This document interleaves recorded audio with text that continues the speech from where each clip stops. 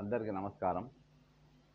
నిన్నటి దినాన తెలంగాణ ముఖ్యమంత్రి రేవంత్ రెడ్డి గారు మరి జూబ్లీహిల్స్లో ఉన్నటువంటి బసవతారకం ఆసుపత్రికి వెళ్ళడం జరిగింది.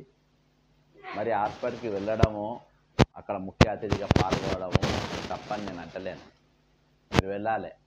కాకపోతే ఇక్కడ ఉస్మానియా ఆసుపత్రి 6 నెలలైంది మీరు ముఖ్యమంత్రి అయ్యి, ఇయాల్టి వరకు మీరు ఇక్కడ ఉస్మానియా ఆసుపత్రి కానీ లేకుంటే గాంధీ ఆసుపత్రి కానీ ఒక్కసారి కూడా సందర్శించలేదు. దాని మీదకి వెళ్ళి అటు ఇటు ఎన్నోసార్లు మీరు పోయి ఉంటారు.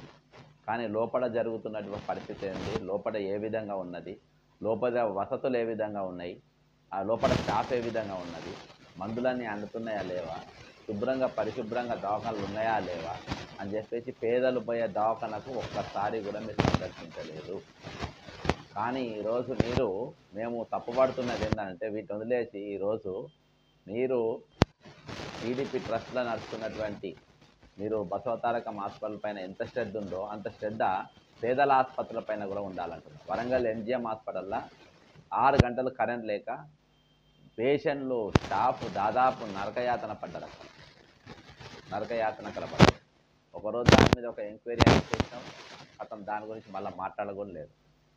ఈరోజు వైద్యం పరిస్థితి, విద్యా వైద్యం రెండు కూడా తెలంగాణ రాష్ట్రంలో పూర్తిగా చాలా వెంటిలేటర్ పైన ఉన్నాయి. అవి వాటిపైన నీకు శ్రద్ధ లేదు, వాటి గురించి పట్టించుకోవు, అలా రిక్రూట్మెంట్ను బరాబర్ జరపవు, అందులో పనిచేసేటోళ్ళకు డిఎల్ ఇవ్వవు, వచ్చే స్టాఫ్కు పేషెంట్లకు అక్కడ ఎటువంటి వసతులు ఉండవు.